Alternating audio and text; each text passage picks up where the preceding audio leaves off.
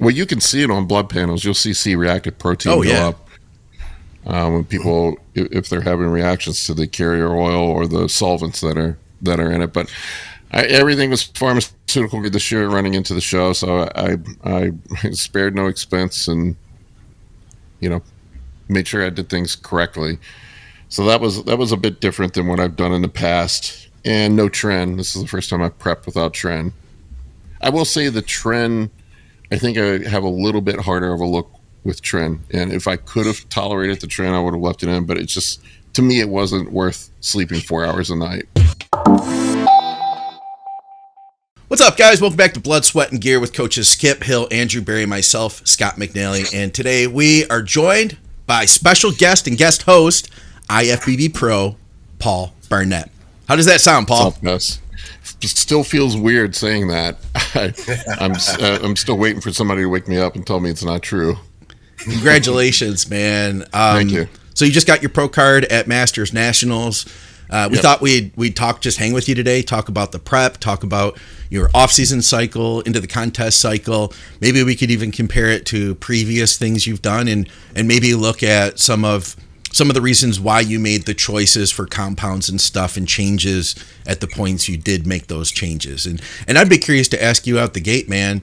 Every prep, there's something that surprises you, something that turns out to be difficult in some way that you didn't expect. I don't care how many times you've done it. What was one of the challenges that you faced this year? This is going to sound weird, but Justin was feeding me so much food, it felt like an off season. During the prep, huh? Yeah, during the prep. Like I literally was having trouble getting the food down sometimes at the end. I don't have much of an appetite. Yeah. And it was really weird. There was a couple little things that happened.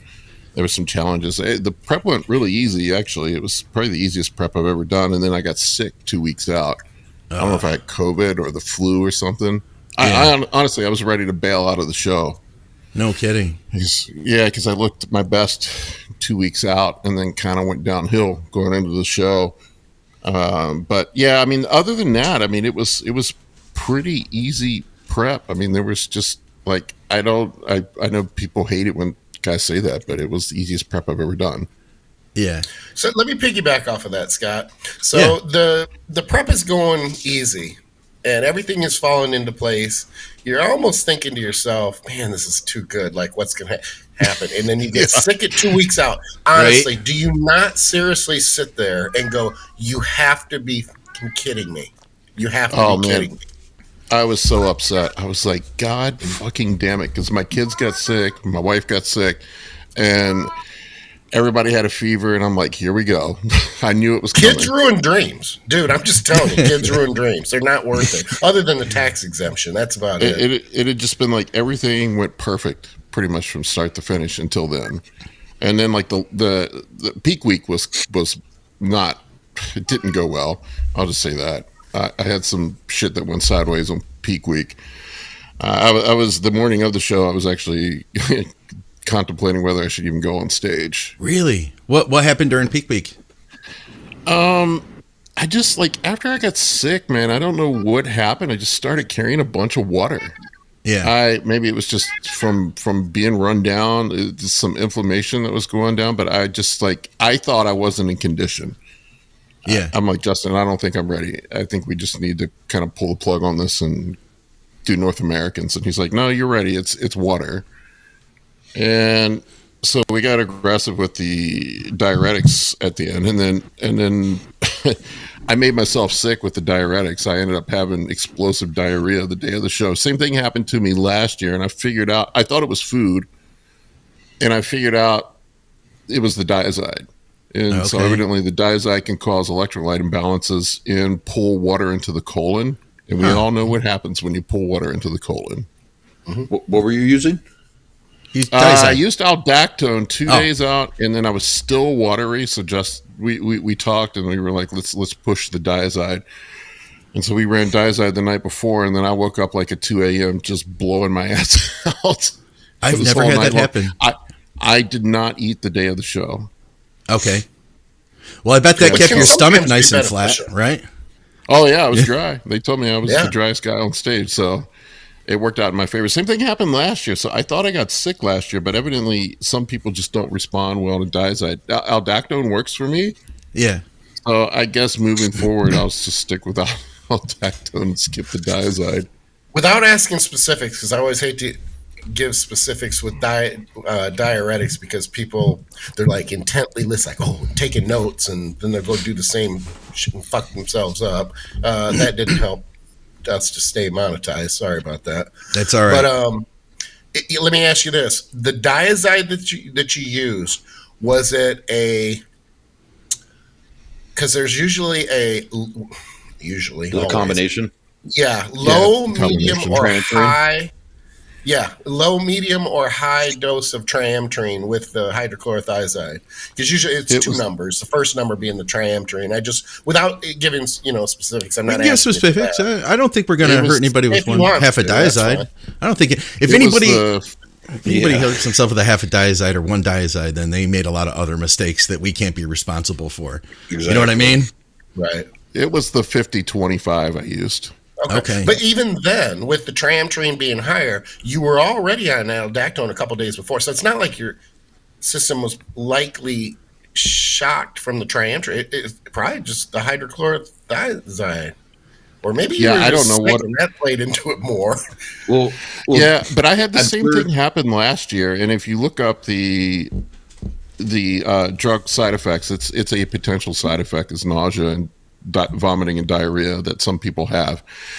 And from talking with Kurt about it, it can happen to some people. It might just be how my body handles it. I was fine. I ran 100 milligrams of aldactone 2 days out, and that was fine.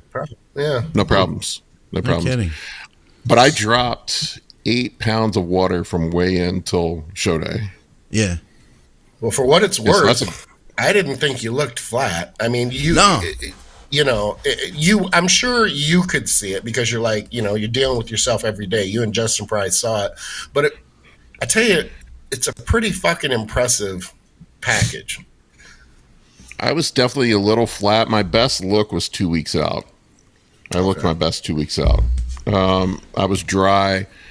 In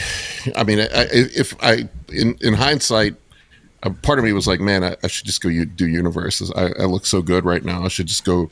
Oh, yeah. It's right up the road. I should just go do Universe. But I held tight.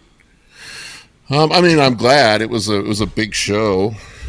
Masters Nationals is the biggest Masters show of the year. So I felt, prove myself on stage against the other guys. Did they work you guys up there? Picture right there. Go ahead. Well, you can see that's prejudging. I was definitely drier at prejudging than I was at finals, and I drank 2 liters of Pedialyte after prejudging. Okay. Did they work you guys hard up there? No, they just one. It was funny because I watched the heavyweights. They ran them through multiple rounds. Yeah. And it was like when they got us out there, they just did 1 round, and we were done. I'm like, that's it? It's the best thing, though. That's what you want. If you're in the middle. Yeah, I was going to say, you don't want it if you're looking at second, but yeah. What were you going to say, Skip? I think you were saying something about the pictures.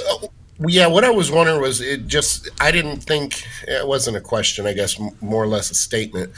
That first picture I don't think was terribly indicative of let's put it this way, it wasn't a terribly flattering picture of your legs.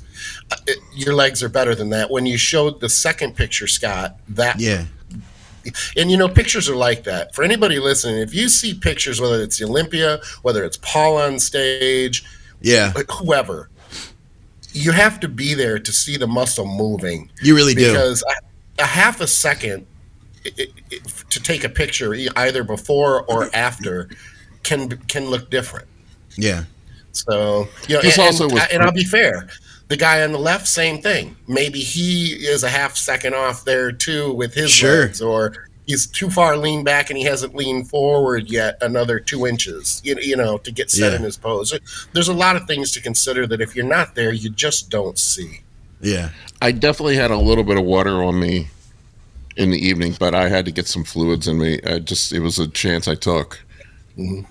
Yeah. Because I don't know if I could have gone back out. Probably 2 liters of Pedialyte was too much, but I was cramping up in the morning. I felt like I was going to vomit. So I had to do something. I took a 3-hour nap and then I just sipped on the Pedialyte all afternoon. That was the only really. I ate some Rice Krispie treats as well in the afternoons because that sits light. Pretty much those things dissolve in your mouth. Yeah. So it's not really any weight on your gut. So that's really all I had going into finals. But I was definitely a little more watery going into finals. Right on. But go ahead. Do you feel like potassium levels contributed to the diarrhea? Possibly. I mean, I think that was probably the main reason between the aldactone and the hydrochlorothiazide or the diazide mixture.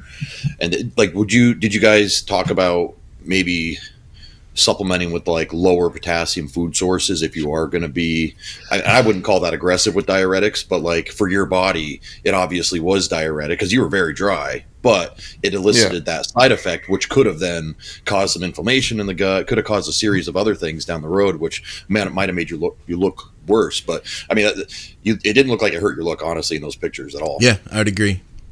No, I was definitely dry in the morning. Yeah, I usually keep my potassium high, and I did pull it down the week of the show just as a precaution because of the potassium sparing diuretics. I didn't want to take a chance. I didn't want to be out there.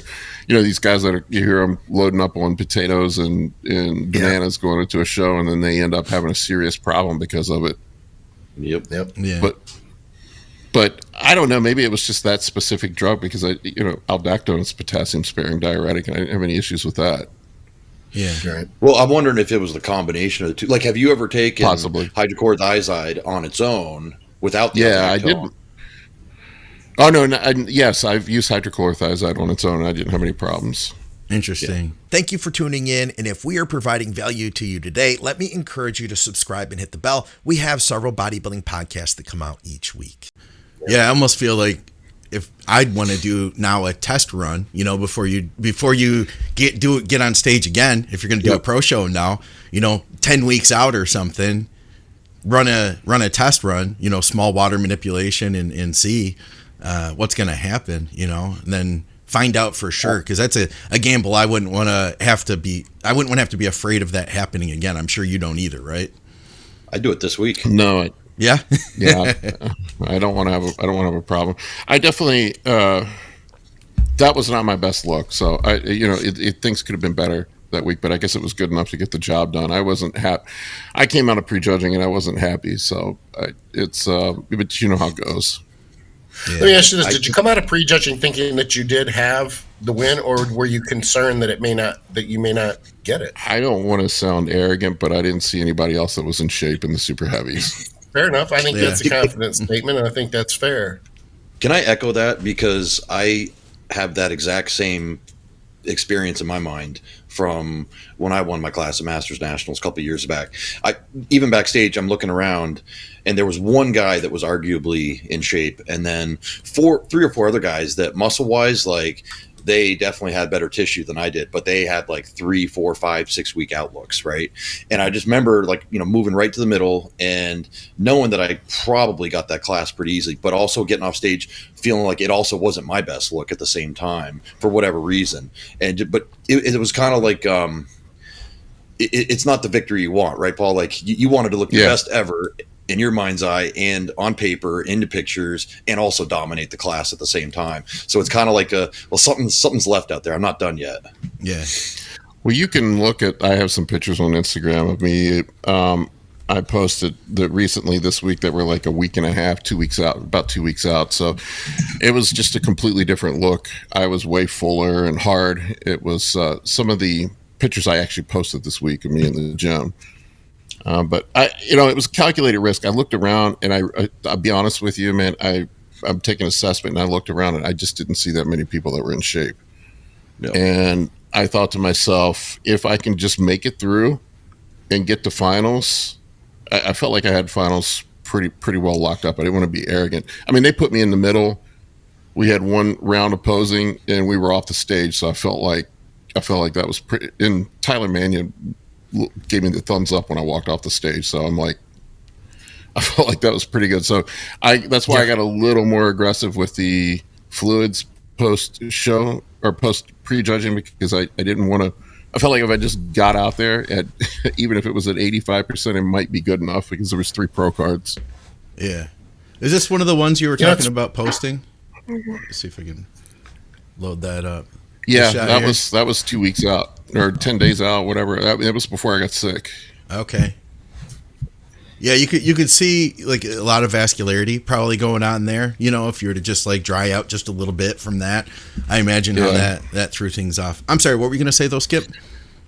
I say we this is the game that we play, and I don't mean this in a negative way at all.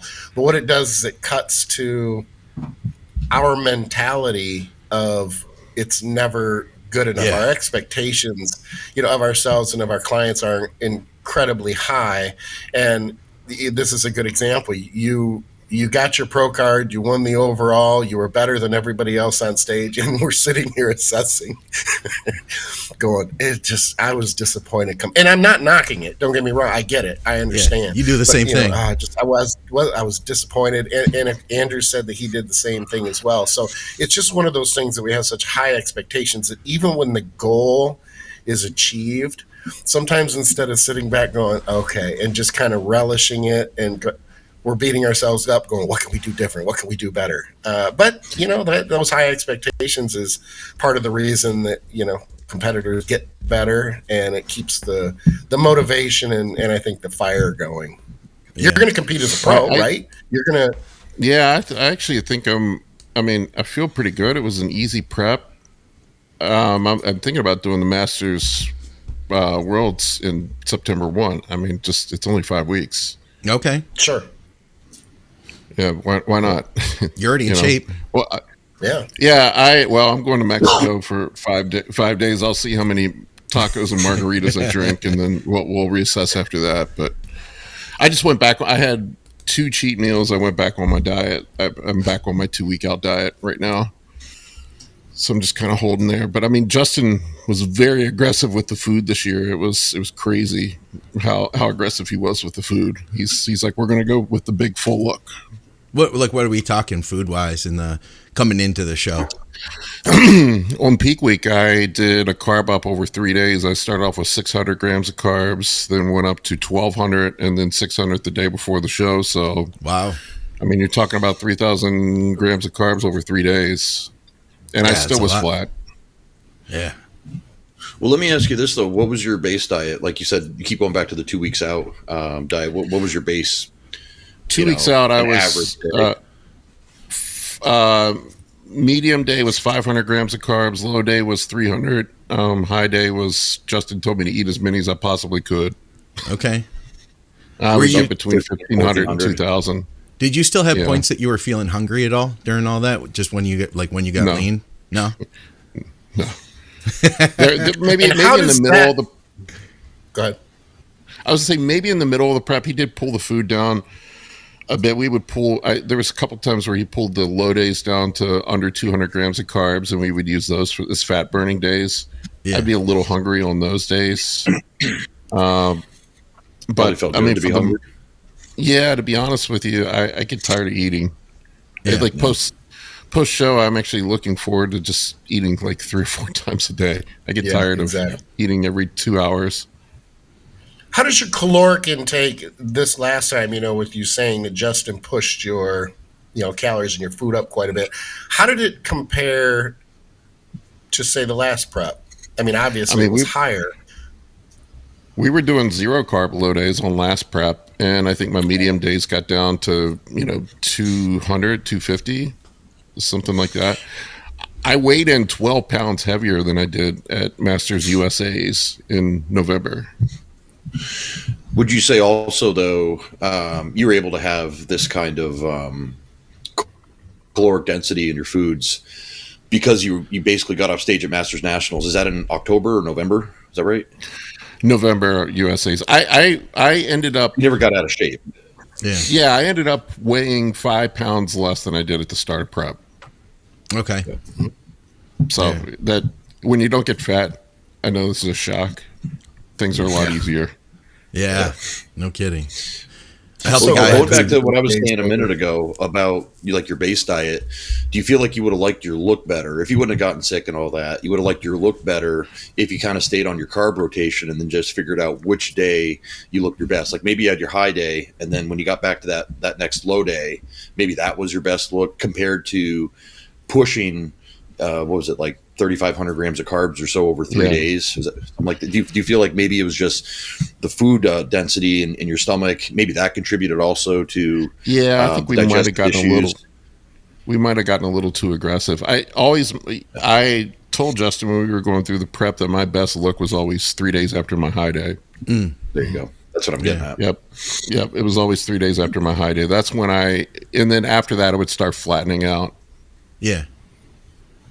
Yeah, that makes But 3 days sense. after my high day was my best look. So maybe I should have carved up a little earlier and kept the food lighter. With my clients, me personally this year, I've been keeping the food a little lower the day before the show and the day of the show. I pulled protein down. I've been pulling carbs down a little bit and just keeping guys lighter. And I think that's ended up in a better result. I actually had 2 other guys compete in the show with me. So there was that too. Yeah, let's touch on that real quick. It's stressful enough as a trainer the day of the show. I've said myself, I honestly feel like it's equally as exhausting to compete in a show as it is to have clients in a show. By the end of the day, I think I sleep about the same. The same at night. I'm exhausted. How did you feel doing that? Do you feel like in the future, number one, do you feel like it worked out fine, or do you feel like in the future, maybe I'm just going to not have any clients in the show that I compete in so I can be 100% focused on me and just lie around? It was less than ideal. I'll just say that. Yeah. My guy that competed the day before in Classic, he got a pro card. So that was exciting. That kept me riding high. But having somebody competing and have to be there prejudging and finals the day before and on your feet, that's not ideal. Right. Yeah. Yep. And then I had another guy competing the same day as me. He just missed his pro card by 1 spot. Okay. So both guys did really well. I was happy about that. But yeah, it was. I felt bad because the guy that was competing the same day with me, I really couldn't give him the same amount of attention that I did the other guy. I told him, "You're probably going to be on your own today, man. We can talk, but I was backstage helping him out before when I probably should have just been laying down and getting my head straight. But it kept my mind, off things, so there was no nerves or anything getting on stage. Sure. That's why I always liked having athletes compete the same day, whether it's in person or at another show somewhere else. It always just made it, I eat my meals. I'm not sitting there obsessing over the mirror every 5 minutes. I'm checking in with them. I'm giving them their info. And I just show up and put on the trunks and do the thing, Yeah, and I don't mind. It's the devil's playground. What's that, Skip? What'd you say? You're just not as selfish as the rest of us. Well, it's just easy for me to not obsess. I'm with you. And obviously, our sport is an obsessive on ourself sport, right? It's a very narcissistic sport, because it's what you look like, and every variable counts. But I was never someone that needed people buzzing around me to do things for me. Or I always liked it when I did shows by myself and I just got out my laptop and I worked through the morning. Yeah. Oh, it's time to go prejudging. Cool. Let's go pump up. Let's go do it. I'm with you. I'm with you, Andrew. My first prep, I was so obsessed with everything that had to do with me, and then my job ended. I got laid off and I was like, I'm going to take this next, whatever it was, 2 months. And I'm just going to live the dream. You know what I mean? Just like do bodybuilding and I'll find a job after that. And guess what? I was freaking miserable. You know what I mean? And then after that, my girlfriend was like, hey, you had so much fun. I want to do this too. So the next year she did it. She did a show that was like 2 weeks before mine. And I realized I was so happy that she was done and this was over with. And then I was like, oh shit, I'm peeled. I didn't even think about it. I was so busy worrying about her. I'm like, I'm in shape now and I don't have to do anything else. Really, I should have done that show with her, Mm-hmm. I agree. That might have been part of it too, why this prep was easier, because I had so many guys doing shows this year. It's just every weekend. I didn't have time to even think about stuff. Yeah. To be honest with you. It kept my mind off of things, but it was definitely I mean, we tried different things. Some things worked, some things didn't. I'll just say that. Yeah. The drug protocols were different this time. I think that worked out better, to be honest with you. Yeah, tell us about the gear, man. What did things look like? I know you sent me your whole layout. You're a very organized person. You've got everything in an Excel sheet, which is I remember you shared some of your training with me before, which I've taken a lot of those ideas, by the way, and I've applied a lot of that stuff to myself with the reps in reserve and increasing volume instead of increasing intensity, or as my means of increasing intensity. It's worked out really well. That's a side note, but I've got this whole Excel sheet in front of me with like 4 tabs and everything else, and everything's laid out in there from the beginning of the off season all the way through basically the day of the show. Tell us about it. Yeah, last year I was on for quite a bit of time, so when I came out of my Masters USA show in November, I just came down and cruised. It was like whenever I remembered to take a shot. that's what it worked out to be. So I was essentially on bodybuilder TRT for 4 months. And I started ramping things up at 20 weeks out, and I don't remember, I hit peak dosages probably somewhere around 12 weeks out, but it was a spicy cycle. I'll blame Roman Fritz for that. He was just telling me, he's like, push it down. He said, you got to run more. He said, you'll thank me later. And I'm like, okay. So what are we talking here? I ran a total of 3 grams going into the show. Okay. We did, I did a gram of test, a gram of Primo, and a gram of Masteron. I didn't run any trend this year. Yeah. I tried it briefly, for 4 or 5 days, and I couldn't fucking sleep. So I was just like, I'm not dealing with this. Mm-hmm. Fat burners were kept pretty low. I don't think, briefly, I went up to 100 micrograms of Clen and then backed that off down to 80 and even 60 at the end. Okay. I didn't need a ton of fat burners. And we pulled the injectables out at around 10 days out, and then I ran a high dose of Winstrol going into the show, the 200 milligrams a day, the AJ Sims trick. Okay. going into the show, and that was pretty much it, man. It was pretty simple. How'd you like that? Just a lot. The 200 Winstrol. Did you start it just at that time, or had you been using it before? No, I ramped up into it, but I think I started the Winstrol something like 20 days out. Okay. Just a low dose, and then escalated it up into the 200 milligrams, which was the last 10 days. And when did you start to see the visible? I'm curious. Sorry, Skip. I gotta ask more questions about this. When did you start to see oh shit, yeah, this Winstrol's doing something now? Yeah, actually, right before I got sick, it was before I even hit the peak doses. I noticed that it was hardening me up, and then I kind of went down after that.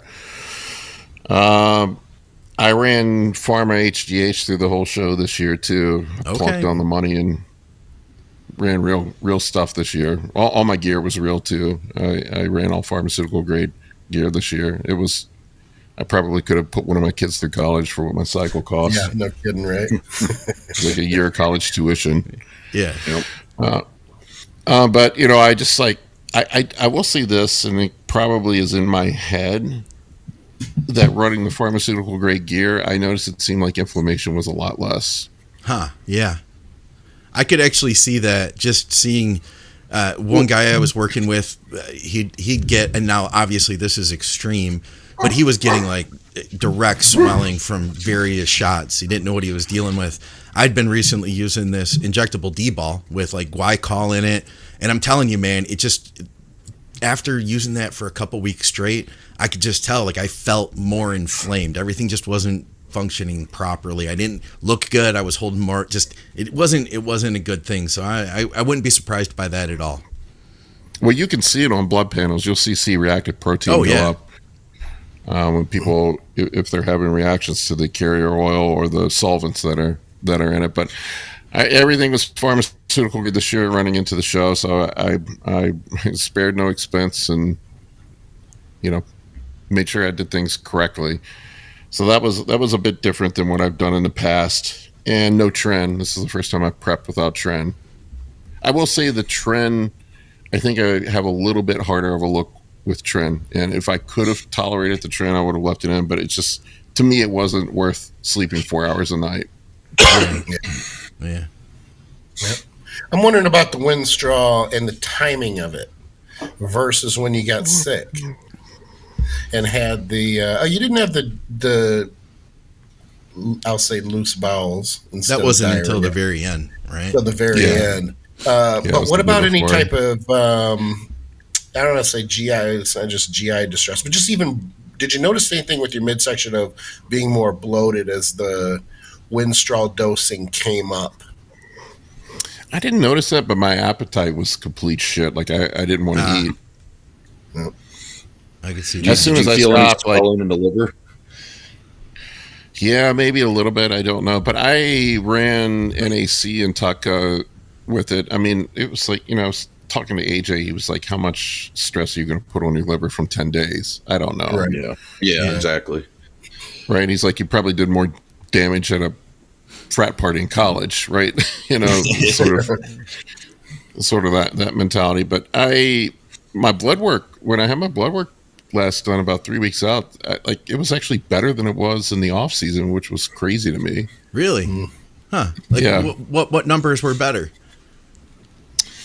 Of course, my lipids were better, but that's just from doing cardio and being strict with the diet. My hemoglobin and hematocrit, I was surprised that they were actually lower as well. But really, the only thing that was out of line was hemoglobin and hematocrit were elevated just a bit. My ALT and AST were elevated just slightly. That probably is just from training, to be honest with you. Yeah. And, HDL down a little bit, but my LDL was like 70. Okay. That's what I always find. Yep. It was actually better. How much cardio were you doing? Maxed out at 30 minutes a day. Yep. Mm-hmm. And all I did was walk. I didn't do any high intensity cardio. The problem in the past that I've had, Justin probably would disagree with me on this, but I've noticed when I do things like the stair climber that my legs tend to flatten out. Mm. It seems to be I'm a glad problem that you with say older. that because I've noticed similar situations too. There's a couple takeaways here from your prep that are kind of funny to me for reasons that'll take too long to explain. But you clearly pulled back on your training to maximize and keep recovery maximize, Yep. and your cardio, your caloric output was low as well. I've said in the past, and people laugh about it, but I can get pretty lean without any cardio, relying completely on my diet. And I get that cardio in there. And, I hear people say, you do an hour. Nate said this a few weeks ago. It's like, well, pretty much at this time, everybody's doing an hour cardio. And I think when I get to an hour of cardio, even if it's just on the treadmill and I'm at a 115 heart rate sustained, it doesn't take long before I'm doing what I have termed as like slap foot cardio. There are times where towards the end of the session, and people are going to hear this and they're going to go, oh, that's typical prep stuff. I've prepped enough times for enough years that I know what's typical and what isn't. Slap foot cardio is where you essentially are losing control neurologically. Yeah. Yeah, I know what you're talking about. And you're literally throwing them forward, and you're basically losing coordination. Yeah. Yeah. And I'm looking at myself going, what is wrong with me? Is this an age thing? Like, why is cardio driving me into? But it's not just that. It's doing more cardio. It's training harder than you should be. We're not growing muscle during prep. I know that that'll light a bunch of people up too in the comment section, but the vast majority of us aren't doing it. We're stripping body fat. We're kind of fine tuning, refining, whatever you want to call it. But training to failure or training with high intensity techniques is a recipe for disaster. And yet a lot of us older guys in the older demographic have a hard time pulling back from that work ethic that we are so accustomed to and tolerate so well because it's kind of the norm to us. So is this the first time that you have kind of gone with the RIR concept, or do you do that in the off season, as well? I have not trained to failure in 5 years. Is that right? Yeah, I completely. When I came back, I tried.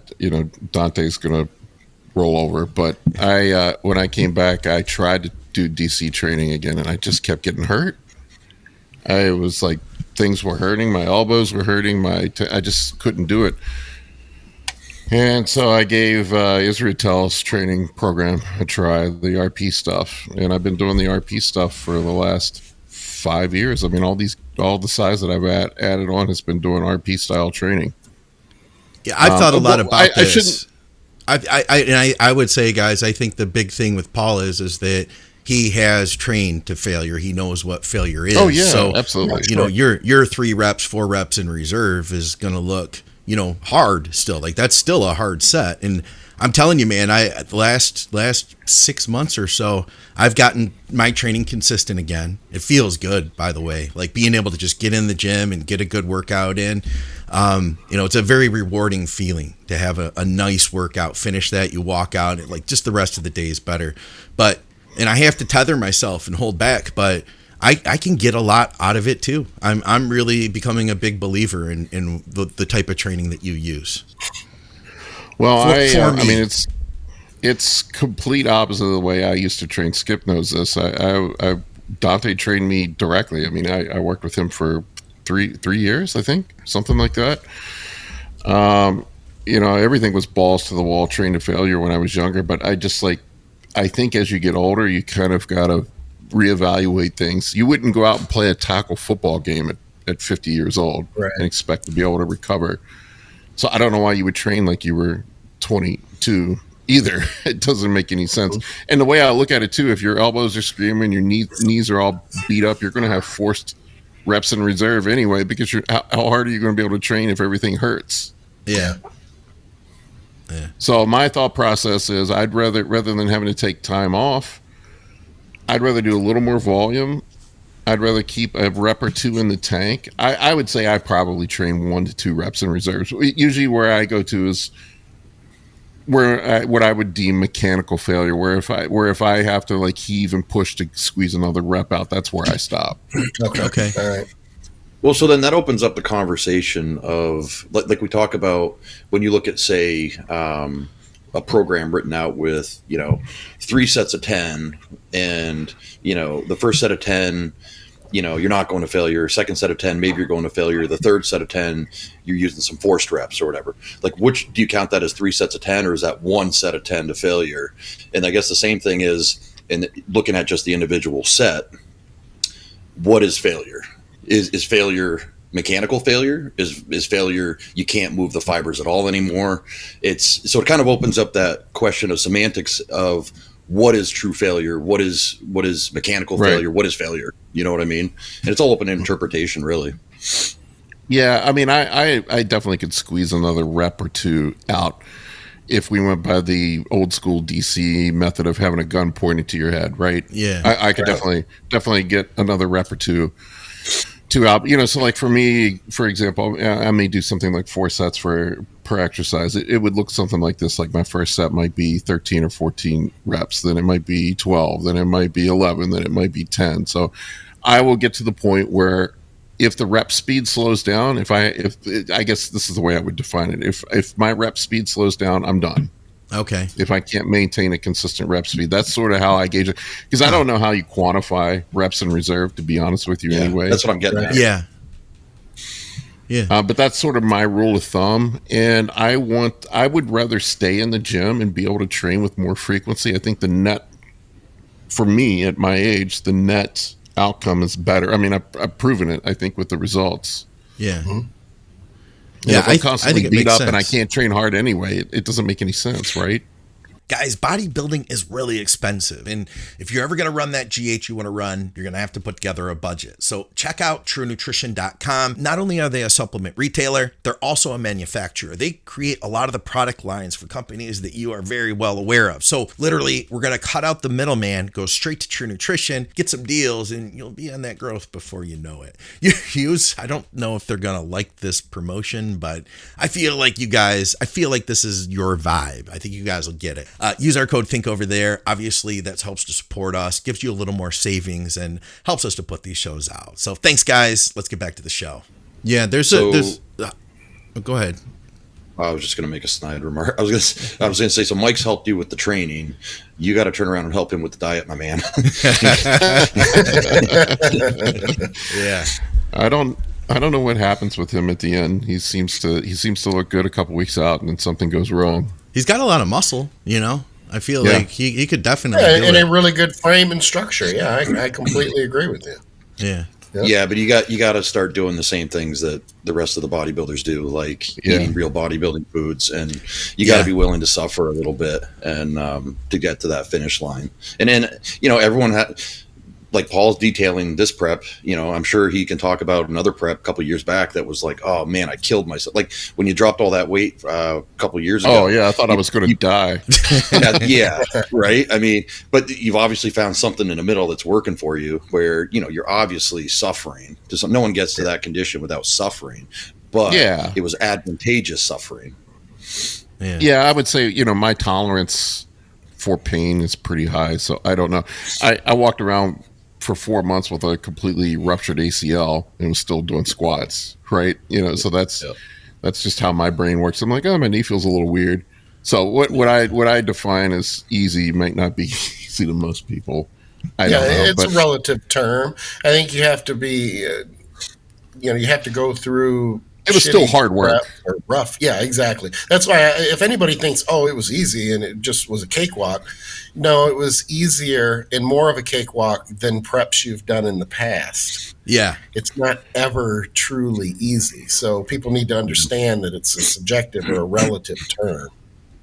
No. Yeah, I mean, there's also something. Every grain of rice I ate, every ounce of chicken I had, everything was measured to the T. I didn't have one diet deviation. I followed the plan 100% from start to finish. I can say that with confidence. I didn't fuck up once.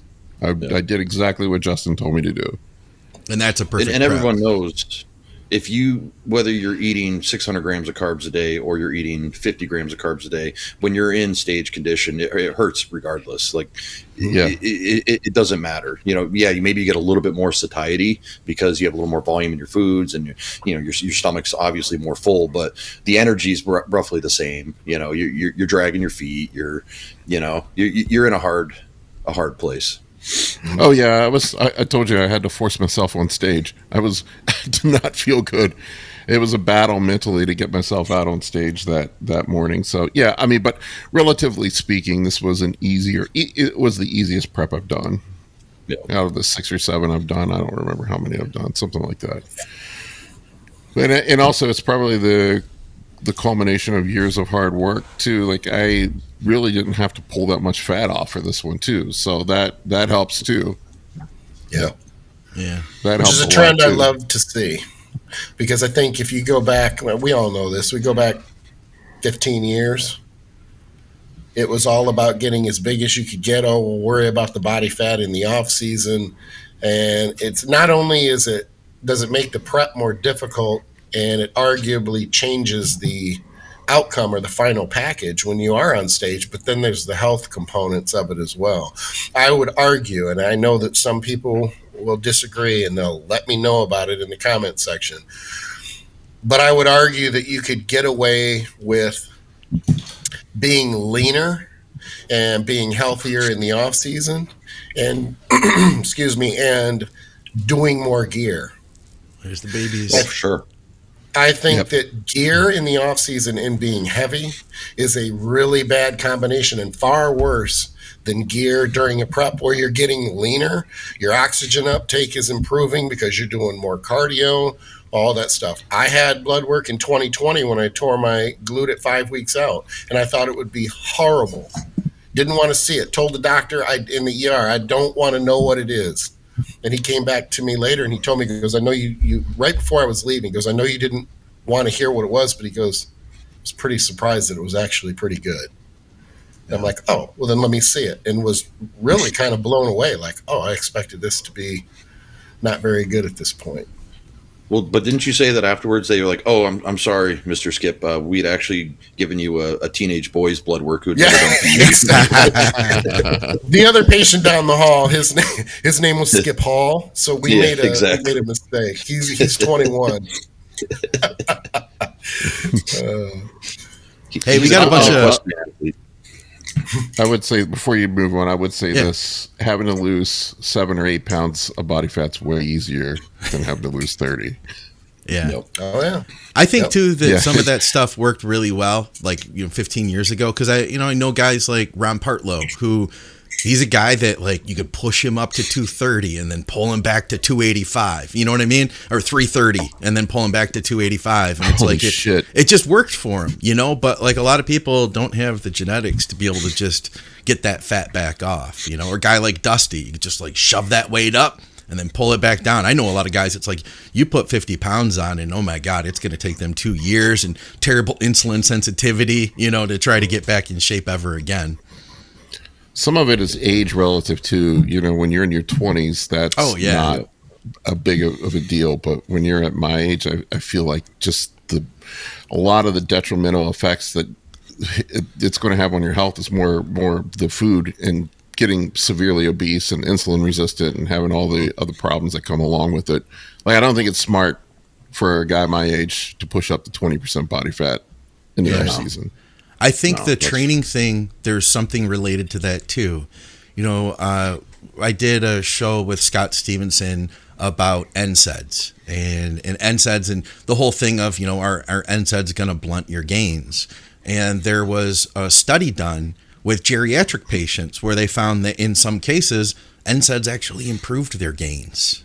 So it's not about having too much inflammation or not enough inflammation. It's about having the right balance of inflammation. Right. So, it's probably working a lot better for you with the training to, like, you've got that balance down where you're getting the right amount of inflammation you need. As we age, inflammation gets higher, right? So, you probably are doing what you need to do to get the right dose of inflammation, And don't get me wrong, I strategically push sometimes. There are times that I'll tempt fate a little bit and push the gas pedal down a little bit harder with the training, with the food, with the gear. Yeah, sure. I find in the off season, I think Skip, it was you that mentioned it, but I think in the off season people the contest prep's the time to throw the kitchen sink at it. Like I don't probably use a half or a third of that in the off season. This year I didn't even run a blast. I just did TRT. So you let the food and the training do the work. Because that may have helped to keep your weight lower. There may be a protocol in here for listeners to take away. Let's say this.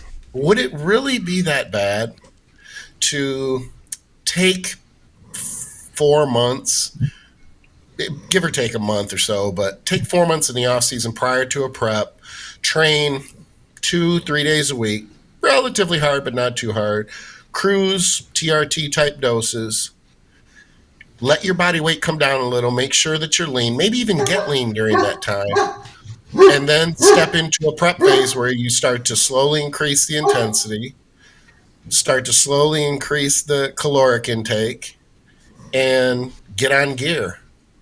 That's pretty much what I did. Exactly. And you recomp, and it's funny because number one, the older guys, they're like, yeah, F that. There's no way. I'm one of those guys that I don't want to go to the gym if I'm not going to train hard with it. I'd rather sit on my couch and watch Netflix or get work done. I got plenty of other things I could be doing. But there's something to be said of coming into a prep phase where you're not inflamed. Your body weight isn't heavy, so you don't have insulin sensitivity issues. You're going to be very receptive to the gear. You're going to be receptive to the training because you haven't been training very, very, I say, hard or intensely. You're not going to be overtrained. So the body is going to adapt and respond. I know I recomp better than I'll ever. One of the best transformations, if you will, is when I took 4. Sometimes I get burned out. You did as well. Paul, I took I 10 years took off. 4 months off. And, yeah, I took 4 months off. I'm like, I just don't want anything to do with bodybuilding outside of my client base right now. And when I came back, my body weight over 12 weeks changed 4 pounds. And I looked like no one that had ever worked out, had a little bit of man boob going on, that sort of thing, sloppy, nasty lower back, glutes. And in 12 weeks, it was just 4 pound difference. And I use it. I remember those I pics. used it. Yeah, and I used that there were 4 sets of pics. I took the pictures every 4 weeks. So you had the start, the 2 in the middle, and then the end. And I will still send that front and back progression to clients when they talk about their scale weight not moving.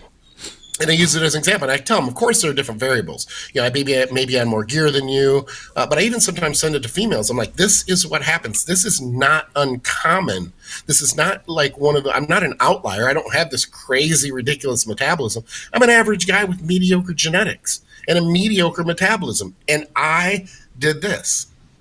So the scale is only that one tool along with all these other tools to gauge progress. And Paul, you back that up as well, where you basically recomp this entire prep. I think we've all had clients who, maybe not all the time, but we could rattle off a handful, I'm sure, every year that only changed their body weight 5, 7, 8 pounds from the beginning of a prep to the end. It happens. It just doesn't happen all the time. If you buy into the DEXA scan at all, I was up. My lean body mass came up 5 pounds during the prep. I don't know how much. That could be just water, but that's what the DEXA scan said. Yep. Hey, I'll take it. If I saw that, I would be motivated and I would believe it. Now, if it said I lost 5 pounds of muscle, I'd be like, fuck it, that thing's not right. Oh, I've been on that end of it where I lost more than 5 pounds. Yeah. Hey, we've got a question here. I thought this would be a good one to throw in. We've actually, it's funny because I had it in my list of listener questions, but then we also had somebody ask it on the stream too. What's the best ways to set yourself up for a recomp as an advanced lifter who's been using AAS for years? Let's talk recomp and let's talk rebound as well. In fact, let's start with rebound. I like that one. Because this is a good place. You're finishing a contest. Well, you might not be finishing now. You might be going for another month. We'll see what happens down in Mexico.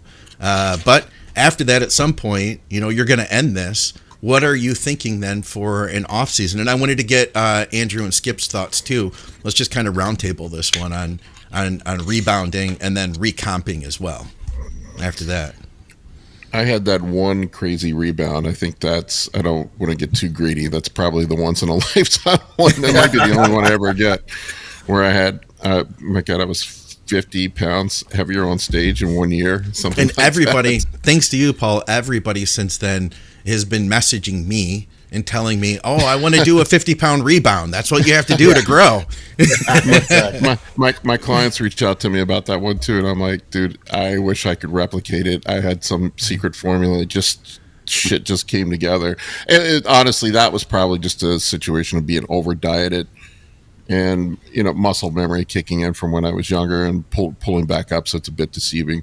But I think Justin Harris and I have talked about it quite a bit. I think for that rebound to be effective, you have to get yourself insanely lean. Yeah. The leaner you get, the better opportunity you're going to have for putting on muscle mass. I mean, if you get yourself down, you can just think about it. If you get yourself down to, let's say, 5 or 6% body fat, and you have a runway to put some size on up, if you gain 4 or 5% body fat, you're still at 11. Mm-hmm. Coming back up, you're still pretty freaking lean. Whereas if you're at 17 or 18, you don't have that much runway to put size on. So, and then you're in an advantageous hormonal environment. The leaner you are, the less aromatization there's going to be. There's all sorts of other factors that go into it there. And I'll say this with my diet. Me personally, I found that I respond better to a higher carb, lower fat diet. That body composition is just better. Yeah. Versus moderate carb or versus high carb and adding in higher fats as well. I feel like a lot of people tend to do well with something like that in a rebound. And once you start, I don't usually add in. I don't start. When would you add in fats into somebody's diet in that state? I put some fats in. I put in some EFAs. I mean, you need a certain amount of EFAs, and usually the way I'll structure diets is I keep the saturated fats as low as I possibly can. We keep the meat sources as lean as we possibly can, and then I'll supplement in EFAs. Something like 30 or 40 grams a day, something like that. Nice. Yeah. I like that. That's typically what I found that works the best. And everybody's a little different too. So, I mean, there's not a one size fits all approach to people. I know there's some people that just can't seem to handle a lot of carbs. They turn into water balloons. Yeah. Post show. I don't have that issue. There's guys that you have to carefully reverse out of shows. And then there's some dudes you can just get aggressive with coming out of a cut. I got a guy right now that was disappointed with his rebound. We had to keep we're reversing him out and keeping things slow, but he carries a lot of water, so it's just the way it is. Some people respond differently. What do you think, dude? Aw. Yeah, you make a good point about the runway, and I think not only obviously, I'm sure you feel the same way, but you talk about estrogen, aromatization, things like that. But it's also obviously it's always an insulin sensitivity game too. So insulin sensitivity, gastric emptying. Sure, absolutely, and I think you're at everything is just primed at that point. So the first step is that you made is I 100% agree, and that is get as lean as you can. I'd almost say do a show, but yep. Yeah, you may not be motivated to do a show, but get show lean or very, very close, and then start to reverse out of that. So the insulin sensitivity will allow you to, yes, you may gain some body fat, but you're going to gain so much size at that point. And I would also, and I know there are people, Dante's a good example, he'll roll over at this too, but if I'm going to throw anything at the rebound phase, it's going to be growth hormone, and it's going to be quality growth hormone. And I'm going to throw insulin at it as well. Yep. I would do that before I would go through the roof on AAS, especially as the calories are increasing. I know that people don't like this, especially the younger generation. So I want to preface this with this statement. I do not consider, this is my disclaimer, I do not consider more calories to be completely equal to anabolic steroids.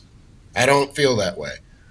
But there is an underrated anabolic component to increased caloric intake that allows you to not need as much AAS when you're increasing your calories, and especially coming out of either out of a show or an extreme cut to where you're very close to show condition. So, and this cuts back to the health component too. You're going to be healthier no matter the age, putting on cleaner weight. Yeah. And being leaner than you are. Even let's just say that the Lee Priest eating Kentucky Fried Chicken, we all remember that picture. Well, the old heads do from the day where that was the thing. You just got as big as you could. The problem with that formula was we had the magazines. We didn't have social media, so we see the pros do it. We think, oh yeah, they're getting fat. Jay Cutler would be big as a house, and then he just looks insane. We're not Jay Cutler. Anyone listening, right? We're not Jay Cutlers. Paul knows he's not a Jay Cutler. They're the exception to the rule. We're not a Roman Fritz. We can't. A lot of us are not going to be able to get to the point where we're putting down that amount of that massive amount of calories and continue to grow from it. So you have the health component. There's just so many positives about recomping that I don't know why more people aren't jumping on the bandwagon, other than they don't have the discipline to do it, because you better be disciplined, because as soon as you go on vacation, the average person, for a week, or you blow off your diet for 2 weeks, you have lost the equivalent of a month and a half. Yeah. Listen. I've seen guys screw up an entire offseason the week or 2 weeks post show. Oh yeah. Yep. Oh yeah. It can be done. Yep. And I've seen someone do it in 4 days. Yeah. Completely. Actually, you could argue the night of the show, after the show, and then all day Sunday.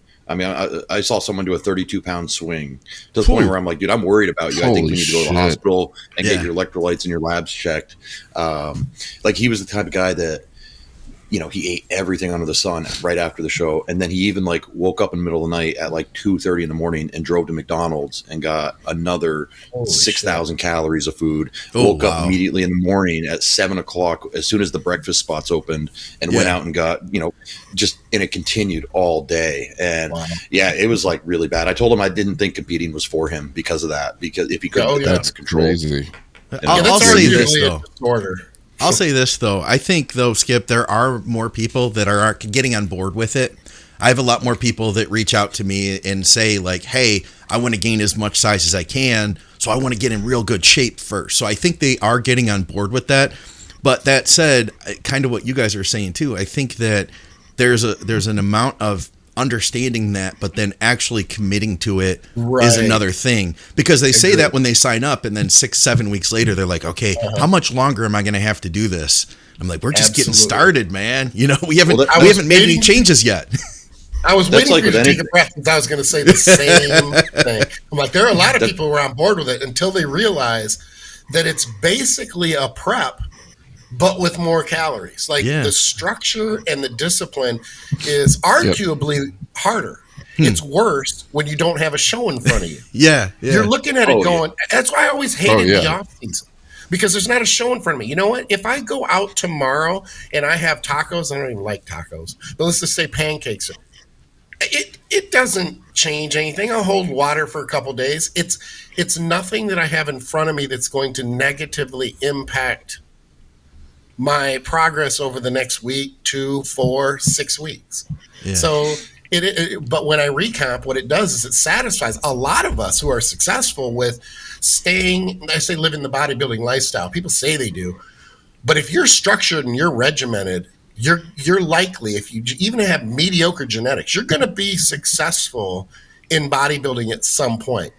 If you don't have structure and you can't stay and live the monotony and the boring routine of the bodybuilding lifestyle, you could even be genetically gifted. It's only going to take you so far.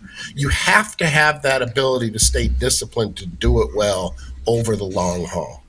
Yep, 100%. I mean, I'll give you an example. My post show, I had a small pizza. I ate a small pizza, and I went to Denny's the next morning and got a Grand Slam, and then I'm back on diet. That's it. I weigh exactly the same as I did last week. No kidding. Tell me there was nothing else available, and that's why you went to Denny's. Oh my God, Paul, you can do better than that. You make better money than that. Come on. I'm a child, man. I like McDonald's. I like Denny's. I'm so trashy. I eat breakfast cereal. So lowbrow. I like lowbrow redneck food. Yeah, there's nothing wrong with McDonald's. I agree with you 100%. I'll take a McDouble over a ribeye any day. I'll tell you what, if we get the chance to get together at some point, I'm taking you for a gourmet burger, whether it be, because no matter where I travel, I do my due diligence. So if I go there, if I end up around you, you're in DC? Yeah. If I end up around you or we end up in Vegas together, I've already mapped out a few spots for me to hit when I'm at the O that week. There are a couple I'll be spots. at the O. Are you guys hitting the O? Yes. It looks like I'll be there. I'll be there. Andrew, we're still working on. Yeah. I mean, I try not to go to shows unless I have clients in them, and I know, but this would be fun. We'll all be there. We're going to be doing the podcast, all that sort of stuff. Well, not the podcast directly, but Scott, you inspired us. Me, Chase, and Steve. We went in and rented a booth together. We're just going to set a couch up and just sit there and let people come to us. Oh, you're kidding me! For the Olympia. Yeah. Hell yeah! That's going to be incredible. I'll have to stop by and visit you guys. You guys will have to come over and see me too over at Mutant. Come hang out. I guess we're at the couch, so he doesn't have to go to see other people. Exactly. He ain't going. He's saying but he ain't going anywhere. Like I'm a pro now. We'll be can there. Come to me. He's like, bro, I'm paying like $27 per minute for this thing. Like, you come to me. I'm not coming to you. Yeah, it wasn't cheap, but you'd think they would at least give you some tickets to the show for buying it, but nope. No, you have to have the big booth, where you spend like the $200, $300 300. You got to put in like you got to get the sticker that goes on the bottom of your badge that says title sponsor, and then they throw that stuff in. So you're only like 300K away. That's it. You're close. We're probably stuffed back in a corner somewhere. Hey, that'll be better for podcasting though, honestly. You know, nice quiet corner. I'd take that any day of the week. Yeah, I'm looking forward to it. I've never been to the Olympia. It's fun. It's not as big as the Arnold. You'll find. At least it didn't used to be. Oh, is that right? Yeah, it's a little bit more like low key. It feels like, I don't know. It's like that. It's West Coast vibes, you know, kind of. It's a little more chill, not quite as big, and it doesn't run on Sunday, so it's like a little bit shorter and more condensed too. See, I was at the one in Orlando in 2020. Yeah. And I thought that the expo was only smaller because it was the COVID year. So maybe it's like that all the time then, because the Arnold was massive. No, Skip, it was smaller. It was smaller because it was still COVID stuff. Oh, okay. Because that was 2021 you're talking about, right? I thought it was 2020 when we got together. No, because I had two athletes in Neo, so that was 21. And true. True. And I'll say this because Scott's right. The Arnold is traditionally the expo is ridiculously big. It's too much for me. I think it's because everything's packed in there. Oh, sorry. Go ahead, Andrew. Well, no, I was just going to say because that same year, because we did the Arnold was only 3 weeks before the Olympia that year. We went and did the Arnold as well, and there was the expo was not even 1/10 the size. No kidding. Of what? Not maybe like a fifth actually. There was like 4 booths maybe. Wow. It was so big in 2019 when we went, Scott, that I'll admit that I was anxious. I don't do well with that amount of people and elbowed. It's too much chaos for my I'd say this year it was close. It's getting close to that again now. Like it's getting close to being as big as it was. I think the Olympia will be good. I haven't talked to Mutant yet, but I guess we are going to be recording from the booth. And then we're staying Sunday. We're going to be recording at a GNC. There's going to be like some sort of big opening thing. I don't know if I'm supposed to say that or not yet, but Mutant's going to, never mind. I'm just going to stop talking. Edit that out. And I'm going to be riding Scott's coattails. He doesn't know yet. We'll get you in. Skip, we'll get you to come over and hang out at the booth, and then you can bounce over to their booth and hang out with those guys, and you'll be on podcast all over the place. Nice. That's cool. Here comes Skip. Act like you don't see him. How's everything going over there, Paul, at Anabolic Bodybuilding? I know that you last I spoke to you about like the meat and potatoes of the work side of things. You said you were going to releasing like daily releases plus YouTube shorts, all of that. So I know you're hitting it hard right now. Yeah, well, I retired from my job in June, so now I got to make it work. Yes. It'll force you to do better, you know. With the last 2 weeks before my show, I wasn't as consistent with putting stuff up, but I bet. Yeah, it's going well. I'm just having fun. I just whatever pops in my head that day, I'll make some content about. I've been doing in-gym stuff and bringing camera along with me while I come to the gym. People seem to like that stuff. I don't know why they enjoy listening to me talk while I do workouts, but hey, those are easy to make. Yeah. All right. Well, listen, we appreciate you coming and hanging out with us, taking the time, man. This is it's a pleasure to catch up. And man, I am very excited to have seen you done so well. Even if you don't feel like you were your best, it's still a win. Yes, yeah, and we think you looked fucking incredible, man. So, everybody, head over to Anabolic Bodybuilding. What else are we supposed to plug here? I have the Anabolic Z course up now. People want to check that out. Kurt Havens and I put a lot of time into that. There's 100 modules and about 50 to 60 hours of content on there. I think it's probably the best thing out there available. Kurt knows his stuff, so it's up on Anabolic Bodybuilding if you want to check out the Anabolic Z course. Hell yeah, we'd love to get him on the show sometime too. Skip was saying he's get super him on smart. Back. That'd be fun. Let me just throw in. I'm gonna throw in the word of the day with. Thanks for remembering. With Paul here, and just say that I hope that the podcast is today assuaged your feelings coming off of this. Not being 100%, but getting your pro card. And assuage basically just means to kind of pacify or soothe someone who, like someone's grieving or something along that line to kind of help bring them down and help them out a little bit, pacify. I think is the best way to to just had to get that in there to make an unpleasant feeling less intense. That's what I'm reading here. All right, we have a word of the day here, Paul. That's what we do now at the end of the show. You rearrange those letters. I think it says sausage. Yeah, it's pretty damn close. It's pretty damn close. That's what I saw too. All right, we appreciate everybody tuning in, and of course, check out TrueNutrition.com. Use our code THINK. SupplementSource.ca for Canadians. I'm really bad at this, guys. If you're watching this long, you're probably already subscribed. But if you haven't subscribed to the channel, we'd love to have you around. We have several bodybuilding podcasts that come out each week. Go to check out Anabolic Bodybuilding. Reach out to Skip at teamskip.com. Reach out to Andrew. teamskip.com website. Oh, yeah. And Yes. check out Skip's YouTube channel. He's got shit rocking over there. And, of course, go to bodyberry.com, and you can reach out to me, McNallyDiets@gmail.com. And for another episode of Blood, Sweat, and Gear, we will see you soon. Next episode, we'll get all to your listener questions.